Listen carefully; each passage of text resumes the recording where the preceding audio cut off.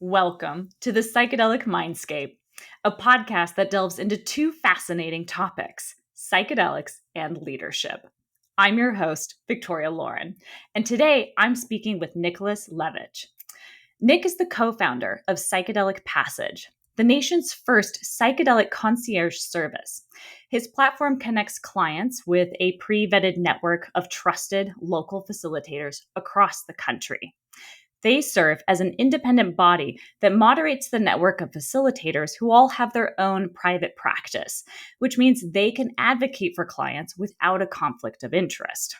Their comprehensive vetting process holds facilitators to higher standards than are required for state licensure in an effort to ensure that each hand-selected facilitator serves journeyers with integrity.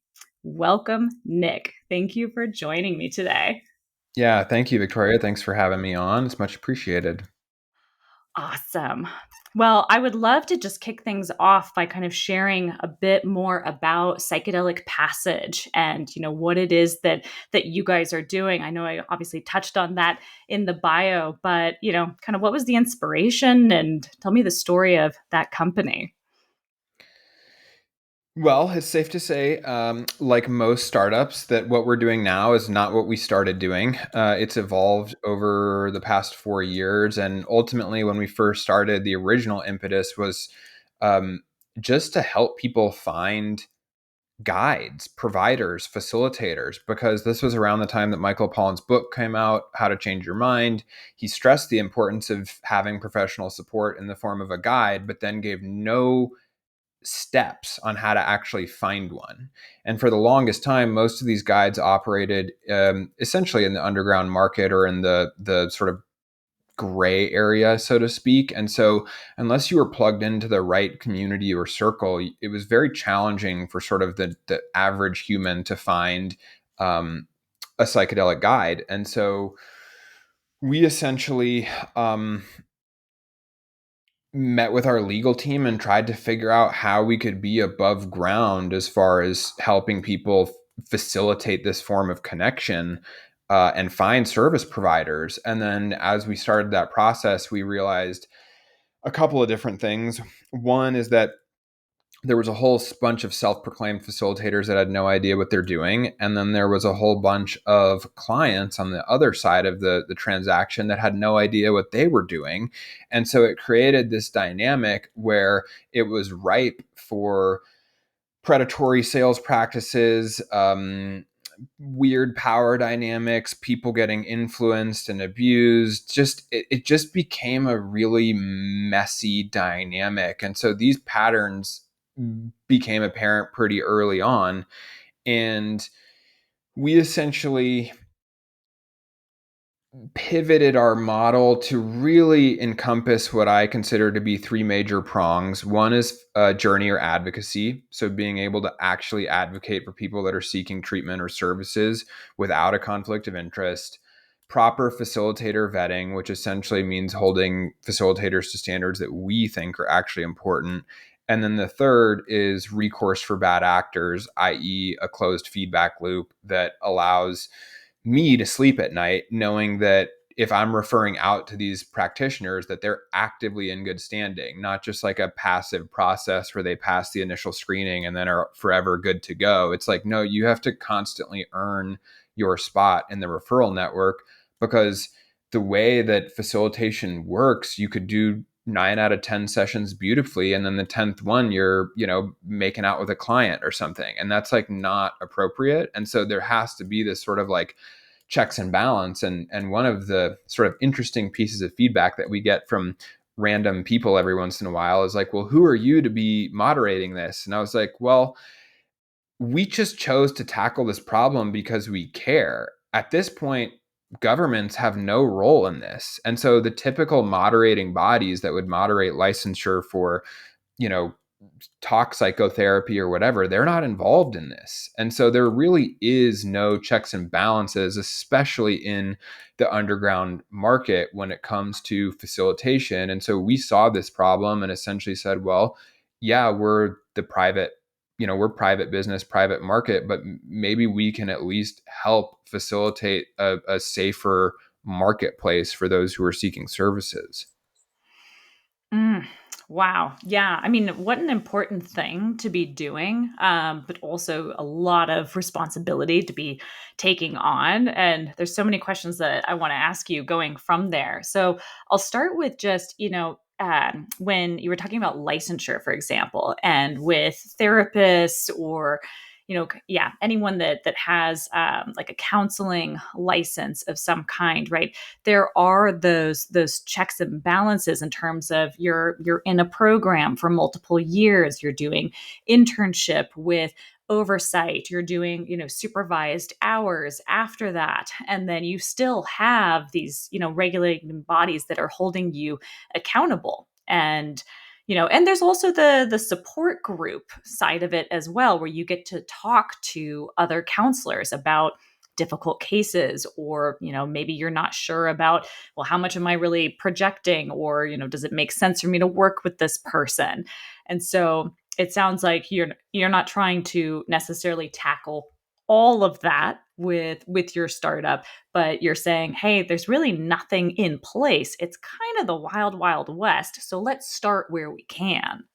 Right. And where we can is by putting those checks and balances on our own network of providers. And so, one of the unfortunate realities is that we can't keep tabs on everyone. And it requires an extensive amount of resources to be able to do that. And we've had people that will reach out to us via email and say, hey, I just had a really poor experience with XYZ provider in Maine, for instance. Can you do anything about it? And I wish I could, but like, uh, investigating those types of claims requires an extensive amount of resources. And so we're somewhat limited to our internal network. But what it highlights is two things. One is that this stuff is happening. And two is that there's nobody to go to when it does happen. And I'm grateful that people feel comfortable coming to us. But unless it's a provider in our network, there's very little that we can actually do about it. Yeah, that's a good point, because there's obviously like mental crisis hotlines, there's the psychedelic peer support line that you can call, but when you have a not so great experience with a facilitator, like, yeah, who would you reach out to? Right. And then it gets especially awkward because if they're not in a state with licensed service centers like Oregon and they're in, let's say, Maine, we'll just continue on with that example, they then have to admit that they broke the law in an effort to bring the case forward. So there's all these layers that start to get really messy really fast. And so that's why the sort of abuses of power that can and do happen in the underground are able to be perpetuated over time, is because there's this weird dynamic where nobody feels comfortable speaking out about it. And I Hmm. shouldn't say Yeah. nobody. It does happen, but it's a tougher path to reconciliation. Yeah. Yeah. That makes sense. Which, I mean, I feel like is just another vote for legalization or decriminalization, so that the journeyer does feel like they have, some level of safety in being able to talk about their experience. Right. Right. Yeah. Well, so from a journey or advocacy perspective, because I remember you saying at one point that that a lot of people don't even know what it is that they can ask for or look for when they're selecting a facilitator to sit with them on their incredible, hopefully transformational journey. And I'm just wondering, for people that are listening who maybe haven't had an experience or are considering an experience, what are those types of questions that you wish people would ask up front when they're looking for that person that they might journey with? I would start by emphasizing the context of the engagement, which is you're engaging in a two-way interview process with this person and ideally multiple people to see if that's who you want to hold down your psyche while you are in arguably the most altered state of your life and a vulnerable state. And so, what is that worth to you and what is important? And that's what a lot of our concierge team does when someone calls in, wanting treatment, or at least exploring treatment, we ask tons of questions to get a feel for what kind of support are they looking for? Which substance are they looking to journey with? What's important to them in a provider? Is it gender? Is it location? Is it price? Do they want someone who's spiritually oriented? Do they want someone who's got a mental health background? Is none of that important to them at all? Do they care if you have personal experience journeying? Um, what is their role in the journey? Are you looking for support before, during, after, all of it? And so you start to see, I just rattled off tons of questions that have become second nature for us, but the vast majority of people that are just starting to explore this process, that is not top of mind, nor is it common knowledge. And so we actually on our website have a whole article with checklists and questions on how to vet your facilitator. And what I would tell you is, for starters, just no matter what your situation is, don't sit with the cheapest, the most convenient, or the first person that you find. I would always, always, always advocate for a minimum of 2 to 3 exploratory calls, just so you can start to build a framework in your mind of the spectrum of providers that are out there. Because they're not all the same, and everyone has a different approach, because this is the Wild West currently. Yeah. And those exploratory calls, I believe, are typically free, right? Most facilitators are not charging for those. So there's really no reason, why someone shouldn't reach out to multiple people. Right. Um, and the facilitator is also interviewing you, because facilitators have different levels of expertise and comfort levels with certain things. Some facilitators are all on the personal growth spectrum. Other are like, give me all the CPTSD cases. And so, Yes. that facilitator is also interviewing you to see if they feel like you're a good fit to work with. And so it has to be a mutual fit. It's not a one-sided fit situation. Yeah. Yeah. That's a really, really great way to think about it. They're interviewing you, you're interviewing them. It's funny just how you were talking about different facilitators kind of specialize in different things, and I was thinking back to two facilitators that I know, and one has like a very clear, I don't work with anger management issues. Like if someone is dealing with that and that's what they want to tackle, that is not my person. While on the other side, this, we'll say, physically larger presence individual was like, oh yeah, give me the anger management. That's what I love working with. Like I feel really confident and comfortable in that space.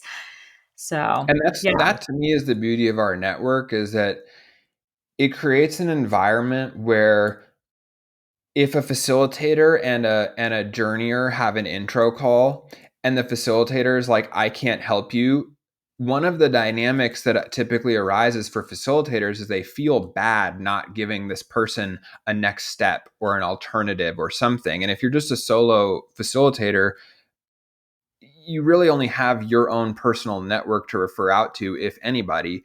And with the way that we're set up, they get rerouted back to us centrally, and someone else in the network will typically have the capacity to take that person on. And so it actually gives facilitators the confidence that even if they deny services to someone because it's not a good fit, they'll still get the service. And obviously, there's certain things that are super challenging to deal with, that are much higher risk, sort of cofactors, things like certain medications and schizophrenia, bipolar, et cetera, that just in general pose a bit more potential for complication. But I would say 90% of people that are like genuinely seeking services and don't fall into one of these more acute categories, like someone will be able to help them. Yeah. Yeah. That makes sense. Well, so what are you seeing in terms of, the people that come through that are looking for treatment?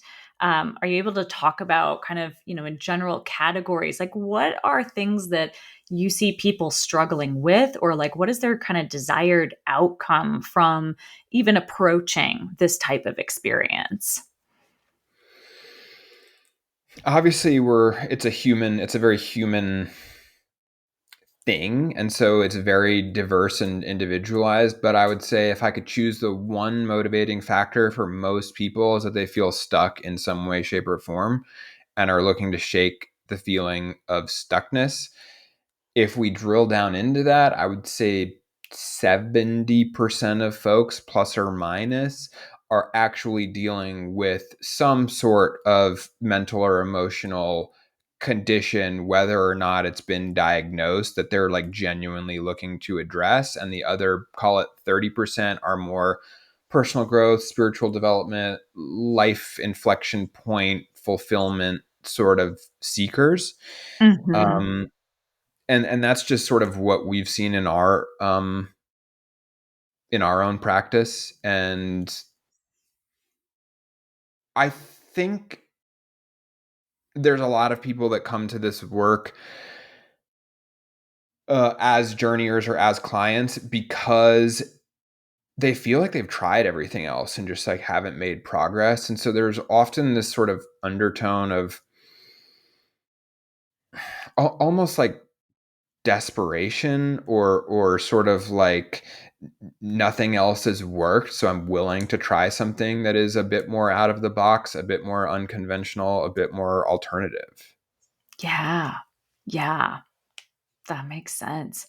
I am wondering, do you guys have a process, whereby after the experience, are you reaching out to people to kind of gauge or survey, like, how did it go? What Oh was yeah. the experience? Okay. But Okay. we're not conducting research. Hmm. So we're not tracking outcomes. What we're tracking is the service that they received from the facilitator in an effort to continue to moderate the network. So, because the Hmm. problem is anyone that's done this knows that it's not a linear process. So, it's very normal to have a really big, profound experience and to feel worse for a couple of weeks after because you just shook up to snow globe and now everything's resettling in a new way, which can be very uncomfortable. And so, the whole business of like tracking outcomes is far more complicated than um, perhaps a lot of other treatments or industries or what have you. And so we're not focused on that internally. There are other people who that is their exclusive focus in this space. I'm way more concerned with, did you feel safe? Did you like the care that you received? Was there anything that you'd like to change about the program? Did you feel like you got enough support? Those are the questions that I'm wanting answers to post uh, treatment. Yeah. Yeah. That makes sense. Especially given the focus on the vetted facilitators and wanting to ensure that. So you talked about, that sense of safety and, a feeling of trust as being really important for the journeyer to feel with the facilitator. On the flip side, what are qualities that you feel make a good facilitator? Uh, a lot of things. I will say that this is, in my personal opinion, this is one of the big existential questions that the industry or whatever word you want to use to describe the psychedelic space can and is going to face at a very large scale. And if I could reframe it, it's who's qualified to do the work. Yes. And everybody you talk to guaranteed will give you a different answer on that. And so I can only speak to our vetting process and inherently that which makes me feel comfortable. Um, and just like objectively, and over the last 4 years, what we found to sort of make a good facilitator versus not. And I'll tell you that a lot of it is intangible. Like, how do you gauge somebody's level of presence? How do you gauge their intuitive abilities? How do you gauge their ability to sit in discomfort when another person is actively suffering? It's not like you can just hand over a resume. It's like, here you go. I'm really good at all this. And so, on average, we're taking like 3 to 6 months to vet facilitators before they're uh, even have the opportunity to join our network because we want to know who you are as a person. And this is one of the big issues that I sort of felt like I blew the whistle on with the state of Oregon and their program is, to become a licensed facilitator, they're only requiring 160 hours of essentially online training and then 40 hours of practicum, which for those of who are listening and may not know, that's less training than is required to be a barber in the state of Oregon. And I would argue that the consequences of a bad haircut and the consequences of a failed psychedelic journey are wildly different. And so, um, for those who are listening and don't understand the gravity of this, like you can inflict real harm on another person when they're in an altered state. And if you don't believe me, just Google, um, uh, you know, facilitator abuse in clinical trials, and you will see article after article of licensed therapists abusing clients while under the influence of psychedelics.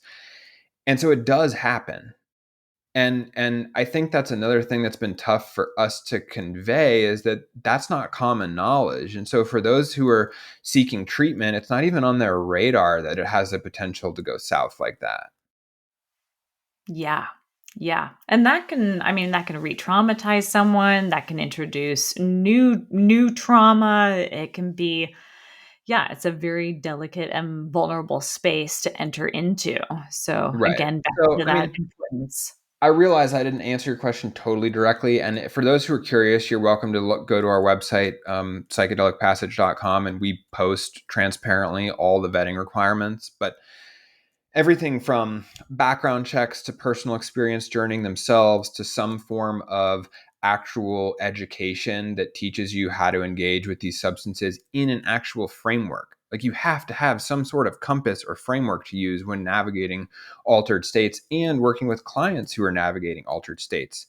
We require a minimum of 2 years of experience, professional experience, facilitating for others, um, background checks, reference checks, just stuff that is not required by the state currently. Yeah. I mean, And how I'm do not, you feel about what the state of Oregon is doing currently with regards to training and the facilitator programs?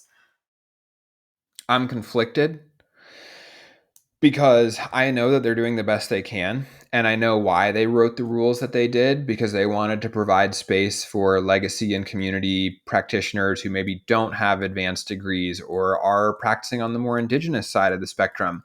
And I do believe those people should um, have access to licensed work, no question about it. But they should be the exception, not the rule.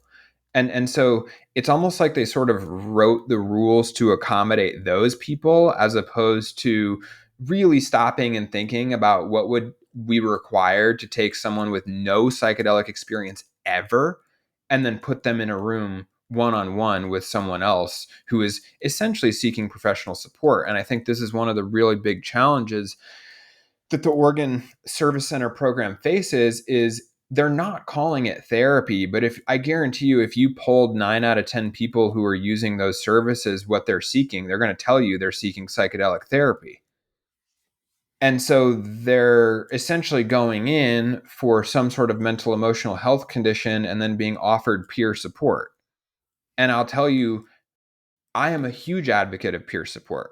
I don't think that should go away, but I also think there's limitations on where peer support is helpful and the essentially the sort of disclosure of like what is the maximum capacity with which you can help and then at what point are you no longer qualified and should you then be handed off to someone with more extensive mental health training or what have you.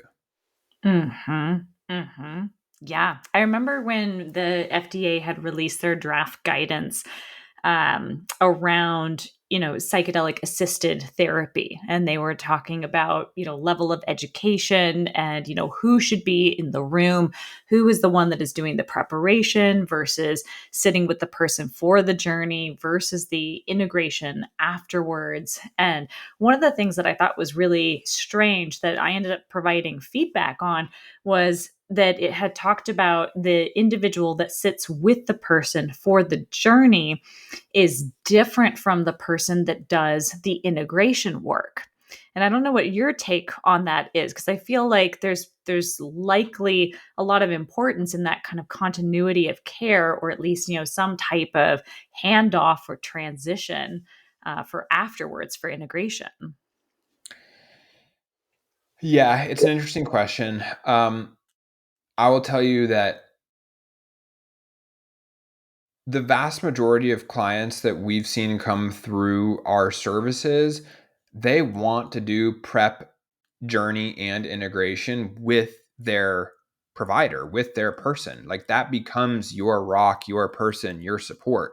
Now, the one exception that I do see to that is the looping in of their existing therapist. And the thing is, the existing therapist typically will not partake in dosing sessions because they jeopardize their licensure by doing so. But I call it a triangle of care. So you have your person that was with you there before, during, and after, but now you're also looping in someone with more extensive mental health history, training, and someone who knows your history personally, because a lot of these clients have been working with a therapist for a number of years. It's just that the therapist is limited in their ability to do like formal psychedelic integration, for instance. And so that's the dynamic that I see a lot more often, is like, how do we loop your existing therapist into this process, knowing where their limitations are? Yeah. I had this exact conversation with my therapist. I said, "Hey, like you and I have been diving into some rich stuff. I wonder, what could it look like for you to be part of my own psychedelic journey?" And for that, I think that honestly, a ketamine clinic was kind of the only option where like the therapist could potentially kind of play that support role, and then you've got the person that's actually delivering and kind of monitoring and overseeing the ketamine experience. Obviously that's also a lot shorter of an experience than say a journey with mushrooms or with ayahuasca or LSD. So just from like a time perspective, I'm sure that also makes more sense. But I think just having ketamine as a fully legal option, that was kind of what she had said was her only way that she would be able to interact. But of course said, hey, if you want to go a different path and would like me to have a little debrief with the facilitator, then by all means, let's connect. So just to what Right. you were talking about with that triangle of care. Right. Exactly. But there's certainly things that will, there is an advantage, in my opinion, to doing integration with the person that was there with you while you were journeying, because they are able to see, experience, and witness things that you may not either be able to or be able to recall. And Yeah. so there is this potential for added insight in sort of the post journey processing with the person that was physically in the space there with you. Yeah, definitely agree with that. I mean, what do you see as, kind of the future? And I'm happy for you to answer this in terms of where you see the United States going as a whole, or if you want to just focus in on what's happening in Oregon with the whole move towards, recriminalization. I'm kind of like, okay, this feels like taking a step backwards, you guys. I don't know that this is the right answer, so I'd love to know what you would like to see happen. Ooh, that's a good question. Well, I guess I'll start with Oregon, which is that I see the recriminalization of psilocybin in particular, but psychedelics as a whole, as essentially a almost like a side effect or a stray bullet of the opioid epidemic. Like, for those who don't know, Oregon decriminalized nearly all drugs a couple of years ago, and then experienced a massive increase in overdoses, and then subsequently is in the process of rolling back that decriminalization effort. And for those who don't know, you cannot overdose on psychedelics. So there's sort of this lumping of all drugs into the same category, which I don't really think is appropriate. And the irony is that the state licensed service centers will continue to operate, and so you can essentially work with psilocybin legally in a service center, but then you're a criminal if you do it out of a service center. So something's a little off for me there. But I also understand it's really hard for politicians to understand some of these nuances because that's not what they do, is like deal with drugs all day. Um,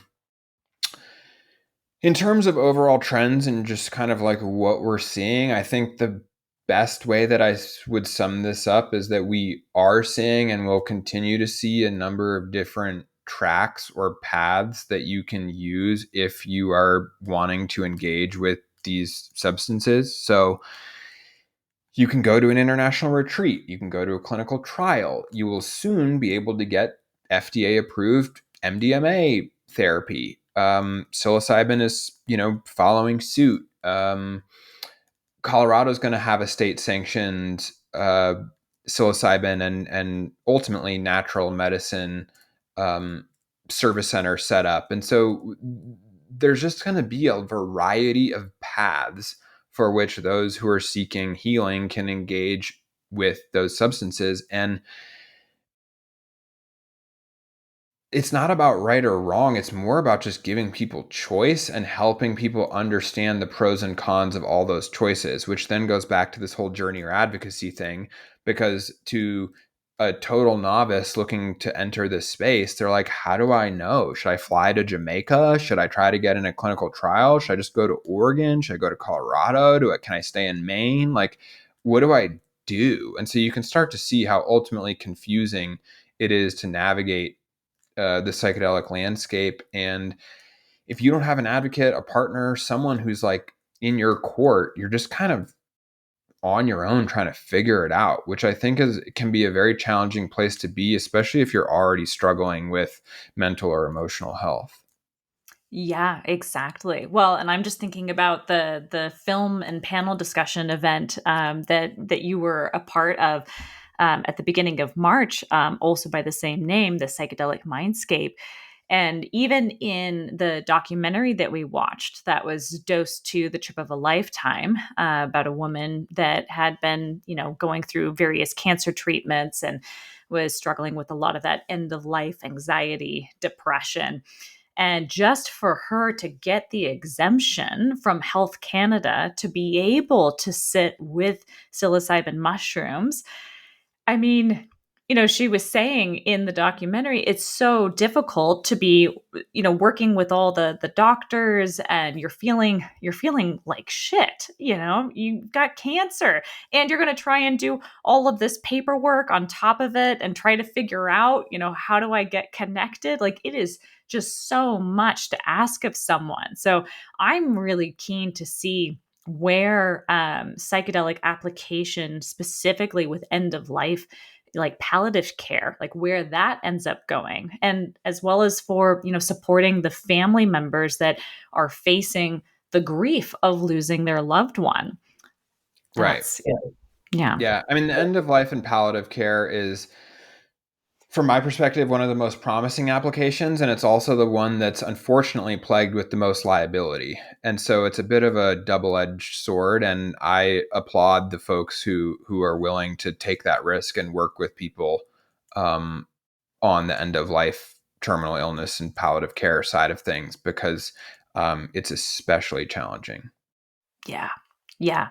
It's been interesting. There's a couple of friends of mine that are end of life doulas, and, talking with them, a lot of what I've heard from them is that the individual that is, facing death, they are very open to a psychedelic experience, but it's typically the supporting family members that are the ones that are terrified. And it almost feels like to me that that there needs to be an option for like an entire family unit to go and do this experience together. Because if you don't get the supporting family members on board, right, like it's just going to be Right. so difficult and so risky. And those are the lawsuits that we've seen, is the person who has the terminal illness, they're like, I'm going to die, so I'll try anything at this point. And then they go and do a journey or whatever. 2 weeks later, they pass, and the family goes, oh, it's your fault. You gave this person mushrooms and you accelerated their death. And now I'm grieving, angry, and I'm blaming it on you. And so the Yeah. backlash 9 out of 10 times comes from the family, not from the person who received the treatment. And that's why I started this sort of topic by saying it's unfortunately where a lot of the liability lies. Yeah. Yeah. I mean, so if that's kind of one that you're viewing as like very promising application, but unfortunately high liability, what are some other areas or applications or just kind of trends that you're seeing that you're like, ooh, I'm a little excited about where this could possibly go for, for the country, for people, for humankind?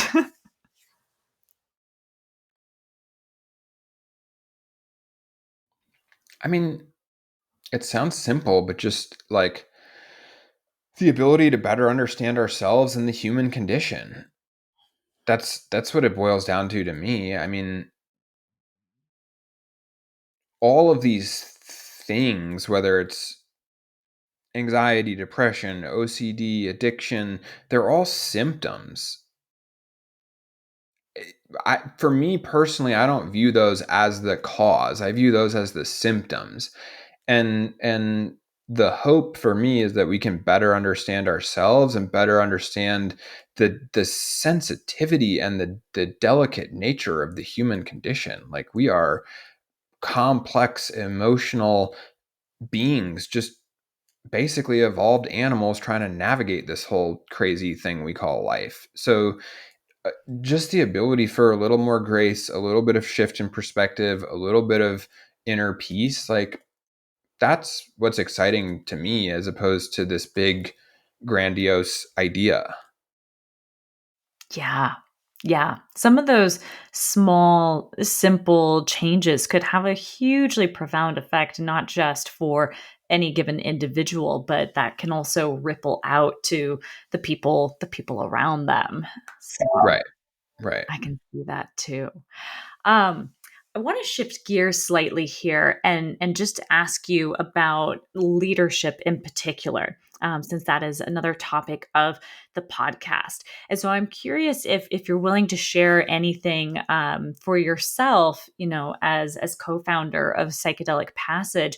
How you might incorporate psychedelics or lessons from psychedelics into your leadership style and approach to business.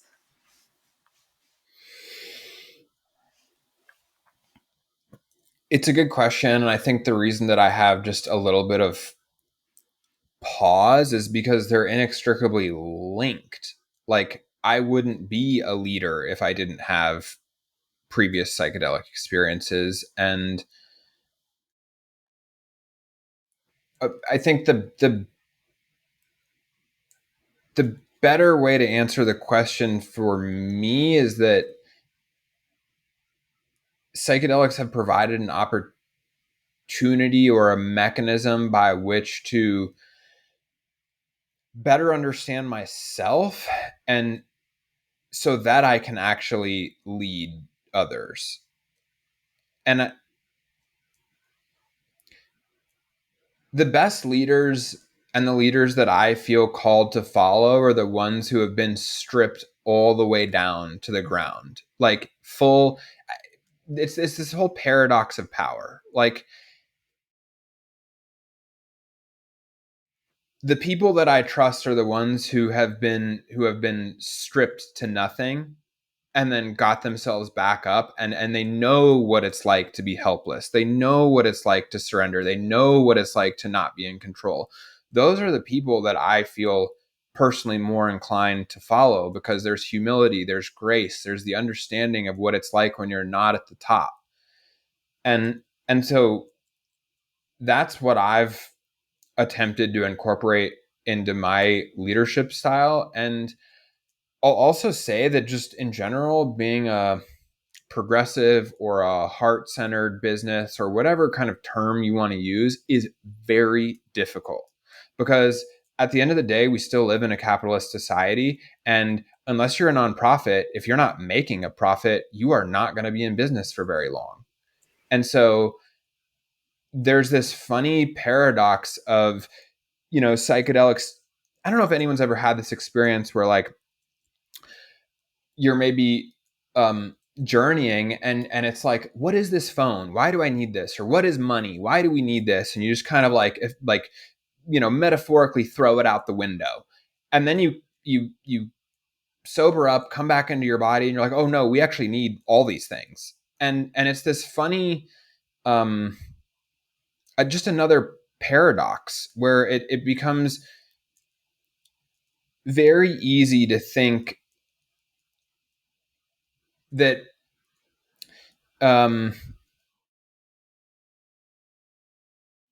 you can almost like skirt major business functions because of these peak experiences or profound experiences or whatever. But at the end of the day, everyone in the psychedelic space that is operating an organization is still going to have to figure out how to operate within the larger capitalist system. There's just no way around it. You're going to have to pay taxes. You're going to have to do payroll. You're probably going to have to figure out how to acquire clients. Like the same problems that every other business faces, you will face, only your service or product is something related to psychedelics. Yeah, that makes a lot of sense.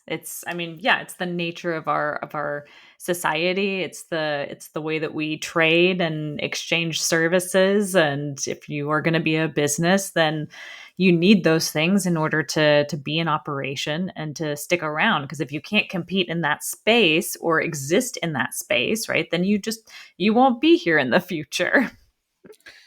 Right. So, I think if I could distill your question into a simple answer, it would be just recognizing the humanness, or perhaps reinfusing the humanness back into business. But it is also business. And so it's not either or, it's this and that. And Yeah. I think that that's where I guess we've found the most success is both, not either or. Yeah. I would assume that whole approach and likely, your personal psychedelic experiences, that those have informed the company values and the company culture. And I'm just wondering if you can share anything. I know that we had chatted about the whole trend and popularity of using psychedelics as a leadership team and like offsite retreats and that whole thing. But really, like, what is it when it comes to company culture? Like, what have psychedelics informed in terms of like how you have created this team and the values by which you operate?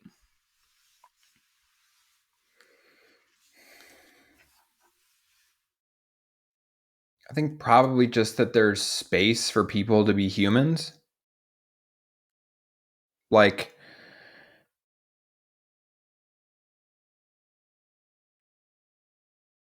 I've been as an employee in other people's organizations, I have been a part of organizations where, it's productivity at all costs and no one gives a shit if you're grieving a death or whatever. And I think that one of the things that we've opened up some space for in our org is like, you need a mental health day, take it.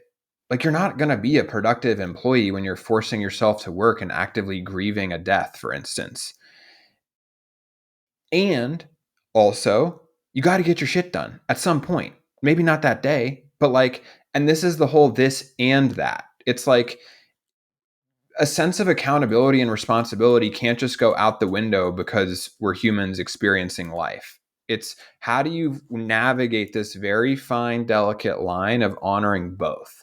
And that, I think, is the challenge that every organization that wants to honor like the humanness and the life circumstances of their employees and their team, and also still make progress. Because at the end of the day, if you erase accountability from the entire organization, it's going to implode.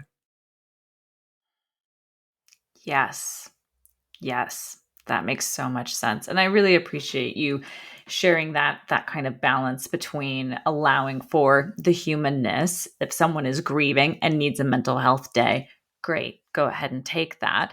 But it also doesn't mean that, the projects that you're responsible for, that all of a sudden you're no longer accountable for those. So I think that yeah, is a very delicate line, that has to be walked with care. Right, which I think is why large orgs don't do it. It's Yeah. complicated. It's kind of an HR nightmare. Like, and there's also this whole element of disclosure. Like, how much should your boss know about what is going on, or how much, do you want to know about your boss? Like, it starts to blur these lines. And I think what I've learned over time is that there's a reason that these HR policies are in place, is because it creates some sort of division, these lines in the sand of like what's appropriate at work and what's not. And I think um, there is such a thing as TMI, for instance. Like, we don't need to know everything about each other. Yeah. Yeah. It's interesting because, just like in my own coaching practice, working with professionals, sometimes I'll be working with someone where they really do need to be encouraged to be more vulnerable and to share more with their team about where they're really at, what's going on for them.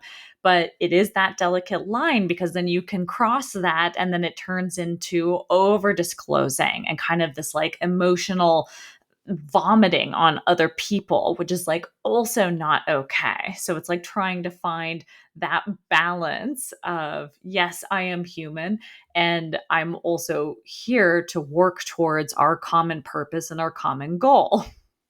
Right. Yeah, so maybe there'll be like a new HR specialty or something, that helps walk this line. I don't know, but it is complicated, it's nuanced, it's not particularly easy. I do think it can provide massive benefits, and it can also just totally backfire. Yeah. Yeah. One of the things that I'll share with you is, there's a new organization here in Bend called the Bend Entrepreneur Lab, that I'm part of, and it's this whole, the whole mission is to help, tech startup, tech entrepreneurs, get their first seed round.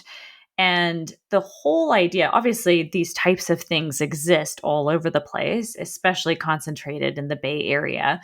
But trying to walk that exact line of not being so incredibly focused on, productive, without any regards for the health of the individual, right? So I think that's, that kind of speaks to what you're talking about, as well as like finding that balance.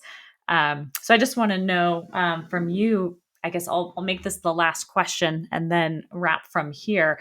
But for other people that are in the startup space or newer entrepreneurs that, are trying to think about this whole balancing act of humanness and also being productive, are there any, words of wisdom or thoughts that you would want to share, recommendations, like just how to think about company culture?